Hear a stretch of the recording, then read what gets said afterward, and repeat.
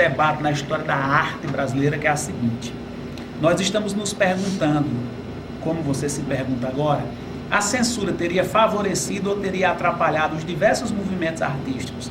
Há muitos de nós que concluíram que a censura era tão burra que ela favoreceu a formatação de mitos, né, de contracensores, isto é, Chico Buarque, o próprio Caetano Veloso, etc. Então, de certa maneira, é preciso dizer aí 3 coisas talvez sobre isso que você me pergunta. Primeiro, a censura é algo problemático, porque ela de fato, na medida em que você censura algo, você foca luz intensa sobre aquilo. Então muitas vezes a censura opera um resultado oposto àquele que tenta operar. Segundo, você sempre pode driblar a censura. Por exemplo, Partido Alto, um clássico feito pelo Caetano e o Chico Buarque, ele diz assim: Deus me fez um cara fraco, desdentado e feio, pele e osso simplesmente, quase sem recheio. Não sei o que lá, eu sei que ele conclui assim: e Deus é um cara gozador, adora brincadeira, pois para me botar no mundo tinha o mundo inteiro, mas achou muito engraçado me botar cabreiro na barriga da miséria, nasci aonde? Nasci brasileiro. Aí a censura mandou cortar brasileiro. Então quando a censura mandou cortar brasileiro, porque achou que aquilo depreciava, super dimensionou essa música, de modo que Partido Alto fez um sucesso estrondoso. Esse é o primeiro aspecto. O segundo aspecto, aquilo que nós chamamos de movimento tropicalista é problemático. Porque o que é que nós chamamos de movimento tropicalista? Nós chamamos de movimento tropicalista a uma coisa muito complexa que tem 4 marcos. Um marco na música, um marco nas artes plásticas, um marco no cinema e um marco no teatro. Vamos lá. Quais são os marcos da música? Domingo no Parque, do Gilberto Gil, e Alegria, Alegria, do Caetano Veloso. Seria o marco número 1. Marco nas artes plásticas, o penetrável Tropicália, do Hélio Oiticica. Marco no cinema, Terra em Transe, do Glauber Rocha. Tudo isso é de 67. E marco no teatro, eu fico querendo dizer O Rei Degolado, porque hoje eu tive uma banca de manhã com Ariano Suassuna. E agora, para eu lembrar, a peça do Zé Celso Martins, O Rei da Vela, texto do Oswaldo de Andrade, que o Zé Celso recuperou. Então, O Rei da Vela, Tropicália, Terra em Transe, Alegria, Alegria, Domingo no Parque seriam os marcos. Bom, é claro que o próprio movimento tropicalista, o nome ele é muito restritivo, porque para além desses 4 marcos, você tem a música do Tom Zé, você tem a arte do Jomar Menezes de Brito, e você tem inúmeras, né?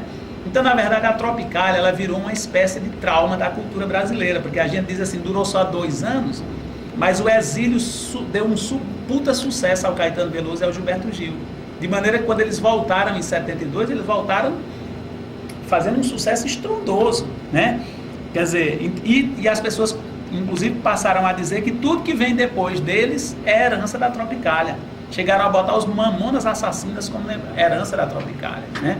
Então, na verdade, desse ponto de vista, a gente poderia dizer o seguinte: eu, pessoalmente, fico me perguntando por que a censura não exilou o Chico Buarque, que fazia músicas muito mais explicitamente engajadas, e exilou o Caetano Veloso, que aparentemente não fazia, era um alienado, como dizia-se na época. Porque, afinal de contas, olha o que a música dele diz: é um garoto caminhando contra o vento, sem documento, nas ruas de uma grande cidade. Na verdade, o que o Caetano fez foi problematizar o corpo e o cotidiano. A gente diz que os tropicalistas, eles quebraram o acordo tácito que existia antes na arte brasileira. O que é o acordo tácito? É aquilo que faz tu comprar a minha música. É um acordo entre o feitor da arte e o consumidor da arte. Ele não está assinado, mas existe. Então, veja bem, antes desses caras, as músicas eram assim: na rua uma poça d'água, espelho da minha mágoa, transporta o céu para o chão. Nós sabemos que não existe essa coisa que transporta o céu para o chão em absoluto, né? Mas era sempre o pretérito, um lugar imaginado, etc e tal.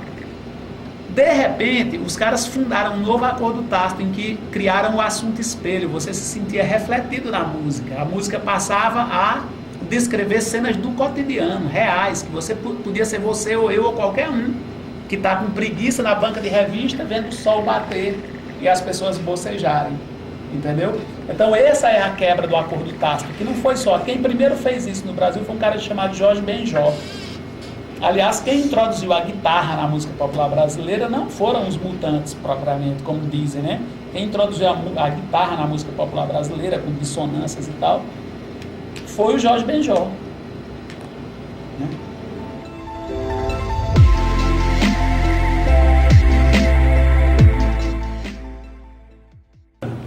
Tinha intenções extremamente perversas e cerceadoras. Mas, ao mesmo tempo, acho que a censura fracassou maximamente nas suas intenções perversas e cerceadoras. Por que aconteceu isso? Existe um historiador francês chamado Michel de Certeau, e ele inventou uma teoria que é muito interessante para a gente estudar a história e compreender como é que as coisas se dão.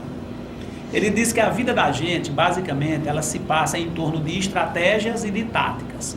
Bem, o que seriam estratégias e táticas? Estratégias seriam aquelas coisas que estariam sempre no âmbito do grandiloquente, do macro, do governo, etc. Por exemplo, a Constituição, o Código de Postura, a lei que proíbe fumar em determinados lugares, o Código de Trânsito, etc. e tal. E a tática seria o quê? A tática seriam as inúmeras, as bilionésimas práticas usuárias de nós aqui, que sempre subvertemos aquelas estratégias. Então, por exemplo, a censura é uma estratégia prescricional, que prescreve como as coisas devem ser. Mas a prática artística conseguia subverter, bricolar, ressignificar, furar, fraudar essa estratégia, entendeu? Então eu acho que o esforço prático para furar, para fraudar, para superar a censura, acabou impondo à censura um resultado exatamente avesso àquele que a censura buscava atingir. Essa é a minha opinião.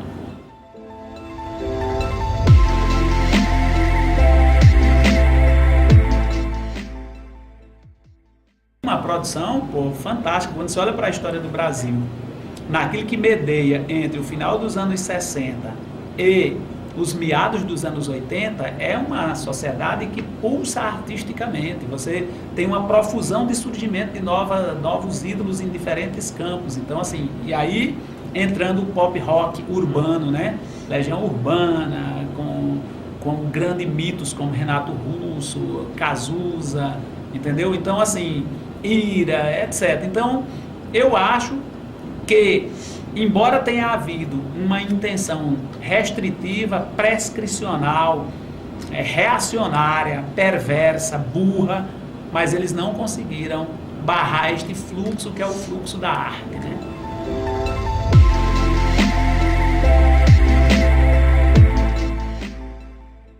Cínica e canalhamente. Porque veja bem, por que eu digo cínica e canalhamento? Nós nos acostumamos, nós somos uma geração que se acostumou a jogar tudo que é ruim nesse país no colo dos militares. Ah, mas a ditadura militar, mas os ditadores, etc e tal. Mas ocorre que a ditadura militar não se faria sem o acompliciamento dos setores médios da sociedade. Ora, quem é que fez as marchas da família com Deus e pela liberdade?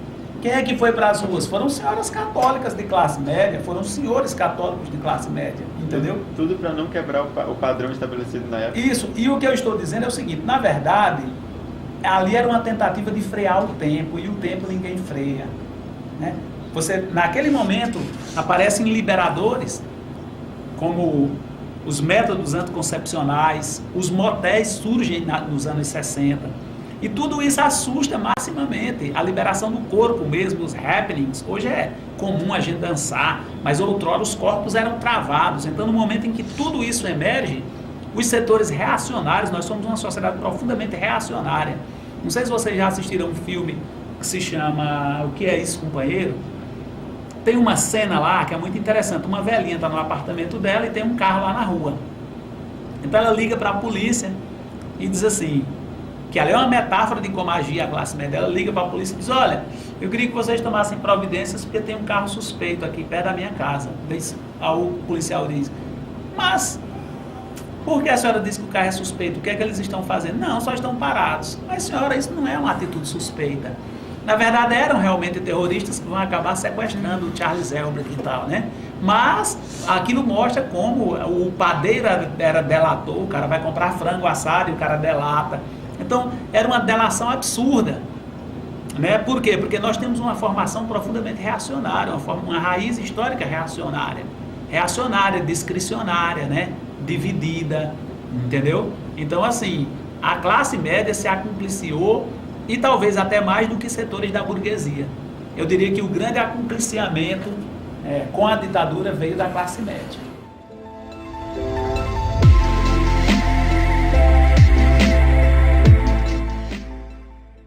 Eu nem diria, eu acho que quer dizer, a gente tem que imaginar em termos, né, a ditadura caiu, porque se você pensar que quando o golpe militar vem, quem está na crista da onda é Sarney, é Tancredo Neves, etc. Quando o golpe militar cai, quem está na crista da onda é Sarney, é Tancredo Neves, etc. Tanto que um é eleito presidente e o outro vice, e o outro vai se tornar presidente. Então as grandes lideranças do pré-ditadura serão grandes lideranças do pós-ditadura. O Brasil não foi capaz de gerar novas lideranças, né? Brizola, Antônio Carlos Magalhães, José Sarney, etc, etc, etc. Né?